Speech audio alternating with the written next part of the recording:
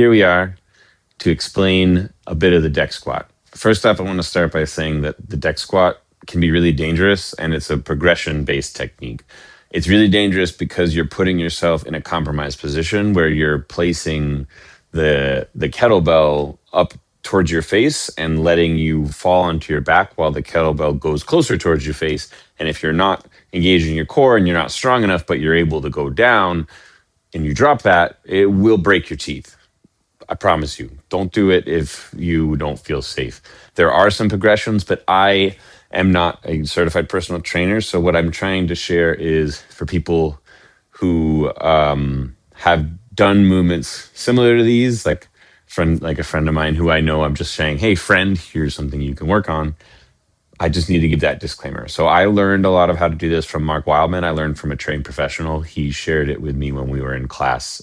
Spencer and I were in like a one-on-one, or sorry, two-on-one like class together. So I had a lot of direct instruction with somebody watching. Highly recommend that if you're going to do these, start by getting something that's like maybe this far off the ground, but also wide enough for your shoulders and all of your shoulders and all of your back and all of your upper torso, because you want to simulate the ground but higher.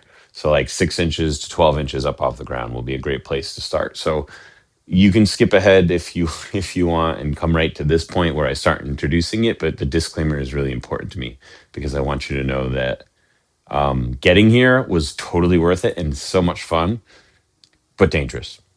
So I've been taking it very cautiously as I learn. So first things first, these are adjustable kettlebells. So this kettlebell has nothing in it. They're 12 kg empty. So flipping that one, I can do in a lot of dangerous ways. That was the wrong way to do it. So flipping it safely looks like hinging at the hips. This is the goblet squat version that we're going to be working on. You might have done this before for other different movements, like if you're going to do goblet squats. But you basically flip the horns and draw your entire elbows into the bottom of your rib cage, tightening them in. You can really stand however you want, but for the deck squat, we want to put our toes together. It's a good cue because it makes sure that I have enough space when I come down here. So strong in here, squatting down. It brings our elbows forward to the outside of our knees.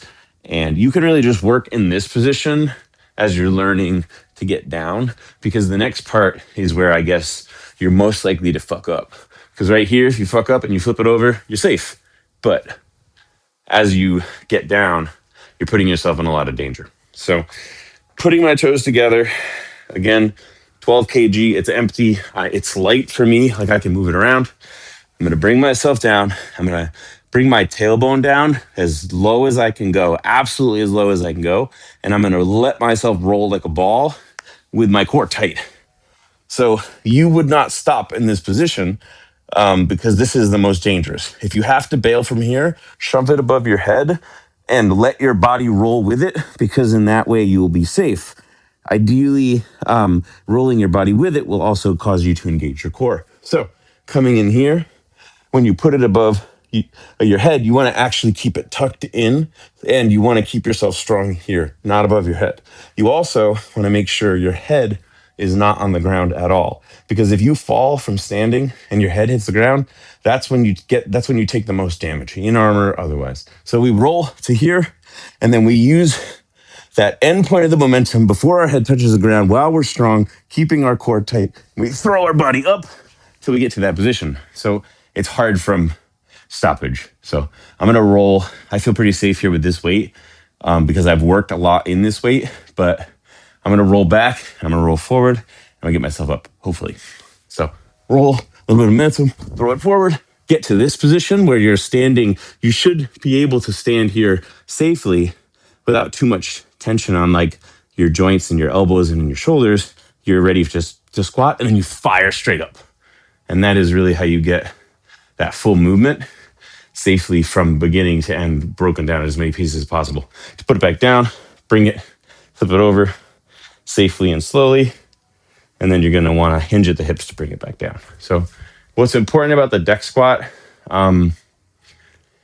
it does force your body to activate, but you really have to know where you're going to be in each movement. So as you're learning, like the best place to start is literally to roll like a ball.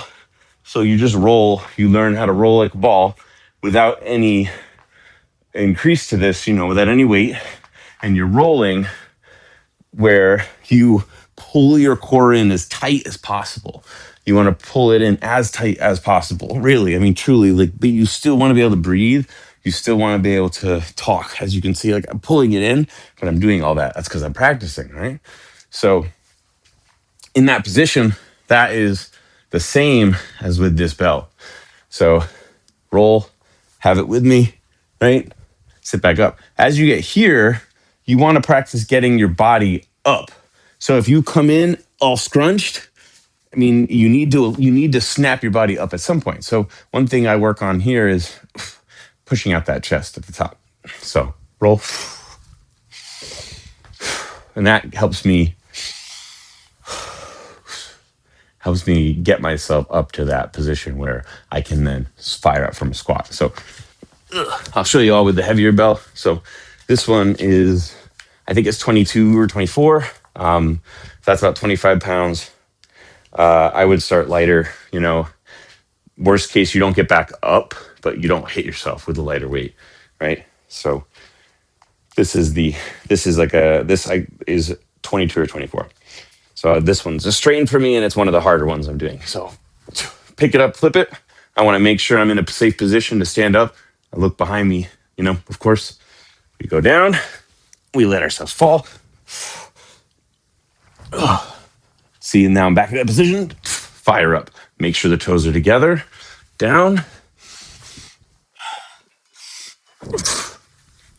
Fire up. Down.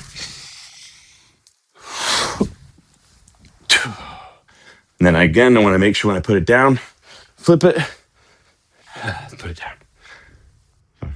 There you go. That's the deck squat. I'm doing these in like 6x6. So 6 sets of 6 of them back to back. Take a 2-minute break.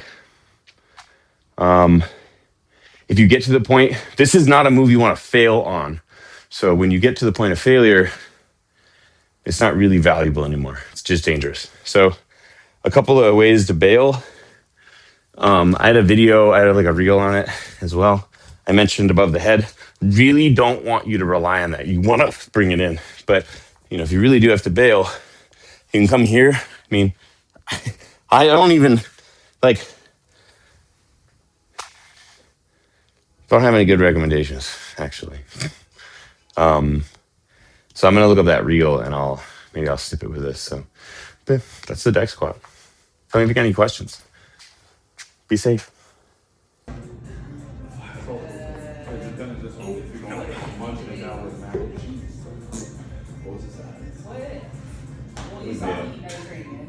Yeah, that's fine.